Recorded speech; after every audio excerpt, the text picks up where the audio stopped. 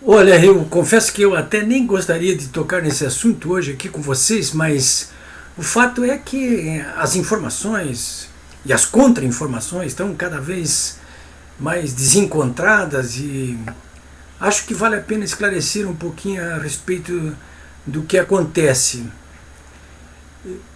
Eu estou me referindo aos atritos que parecem frequentes envolvendo o presidente Jair Bolsonaro e o seu vice, o general Hamilton Mourão, e até entre o general Hamilton Mourão e o chefe da Casa Civil do Bolsonaro, o gaúcho Onyx Lorenzoni. Isso já começou durante a campanha, esses atritos aí. Primeiro, a gente estava relevando ali, em função da campanha, achava que aquilo ali são ruídos normais, enfim, esses atritos que já eram bastante evidentes, eles foram colocados à margem, porque atritos muito mais virulentos, muito mais perigosos, inclusive, estavam em ação já no andamento da própria campanha em relação ao embate entre o PT, o lulopetismo e o Bolsonaro e as suas forças, né, os seus aliados. Bom, mas de qualquer maneira, vocês devem ter lido já durante a campanha que uma ou duas vezes o presidente Bolsonaro ele desautorizou, digamos assim, o seu vice em declarações que ele fez na mídia, né? Numa delas foi em referência à questão do 13º, porque o general Hamilton Mourão chegou a dizer assim, isso aí é uma jabuticaba, né? Jabuticaba é uma fruta que só dá no Brasil. Então ele disse, olha, isso aí é uma jabuticaba. E o Mourão, e o Bolsonaro, claro, verificou que mexer com o 13º era alguma coisa assim muito perigosa. E o próprio Mourão já tinha dado declarações de que considerava a Bolsa Família também alguma coisa que poderia ser eliminada das discussões, do plano de governo do Bolsonaro, né? Bom, mas agora na composição do governo, eu sou jornalista, eu acompanho tudo que está acontecendo. Muito.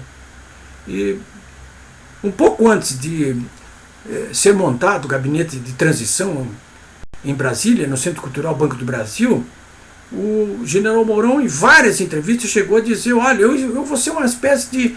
eu quero ser uma espécie de gerentão do governo. Uma espécie de primeiro-ministro, né? Então o Mourão deu a entender assim, olha, o Jair Bolsonaro vai ser a rainha da Inglaterra e eu vou ser o primeiro-ministro. Ele não disse com essas palavras, mas foi mais ou menos isso.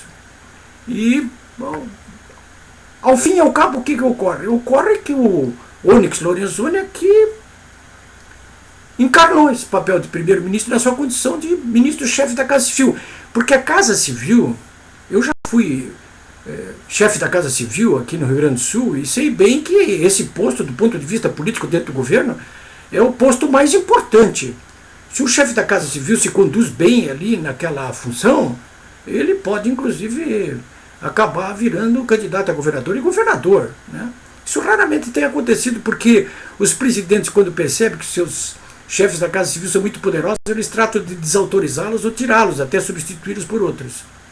Mas, enfim, o Mourão perdeu essa condição.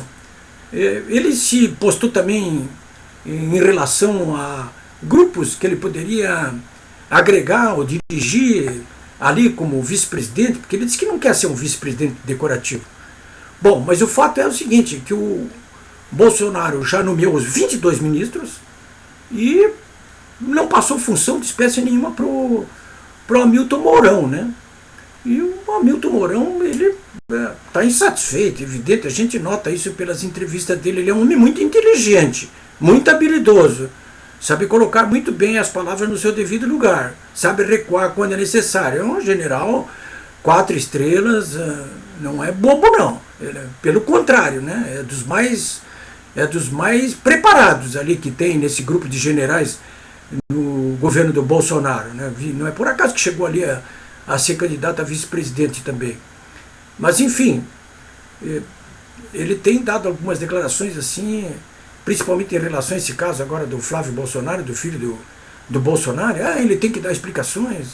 Então, enfim, o governo do Bolsonaro, o próprio Bolsonaro e alguns dos seus dos seus assessores, auxiliares, aliados, como o Hamilton, o general Hamilton, como o Onyx, outros, enfim, deviam se espelhar no ministro Sérgio Moro, que sobre o mesmo assunto tem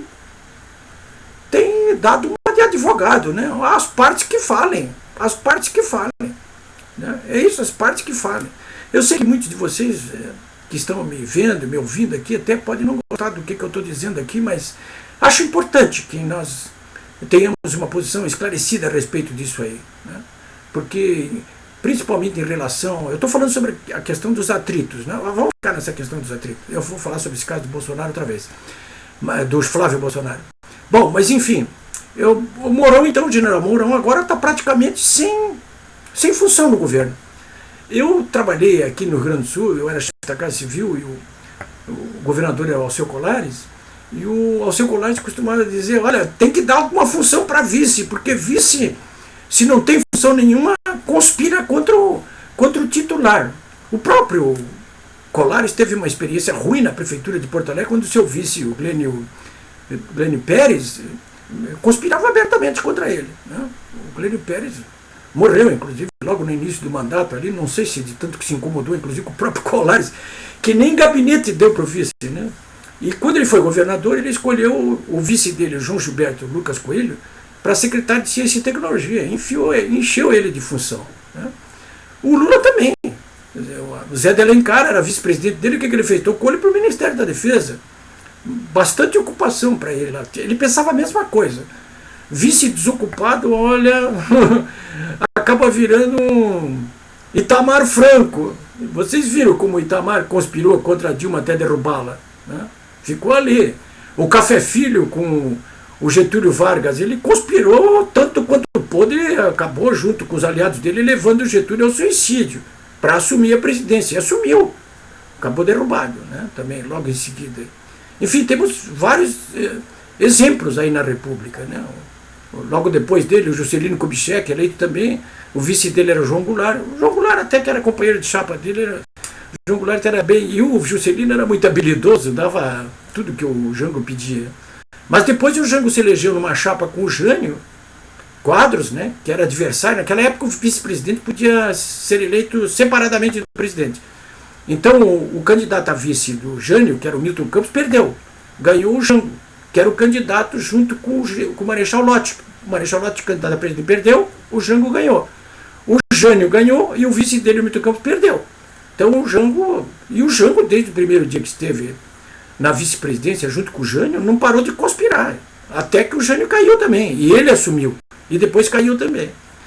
Então, senhores, por tudo isso aí, se o Bolsonaro não consegue se entender com o seu vice, ou o seu vice não consegue se entender com ele, o conselho que eu podia dar é o seguinte: ter funções para o general Mourão, que aliás possui qualificações que o habilitam para fazer qualquer coisa, né?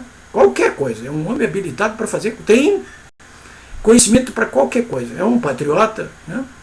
Eu duvido que ele vá ficar conspirando contra o capitão, né? Contra o Jair Bolsonaro. Mas não se esqueça do recadinho que mandou há 4 semanas o filho do Bolsonaro, o Carlos Bolsonaro, quando disse o seguinte: olha aqui, ó, gente, não é só inimigo do meu pai que quer vê-lo fora de circulação, não. Tem muita gente que anda ali por perto dele. O recado foi interpretado como uma acusação direta ao general Mourão, né? O general Mourão inteiro, ele entendeu isso aí e andou um bocado bravo com o Carlos Bolsonaro. Então preste atenção a esses sinais aí, tem que aprender a ler nas entrelinhas. Eu ia dizer dos jornais, né? Mas acho que a maioria de vocês nem lê mais jornais, mas dos blogs também, dos sites, né? E não convém ler só coisas que agradam a gente, não. Tem que ler tudo.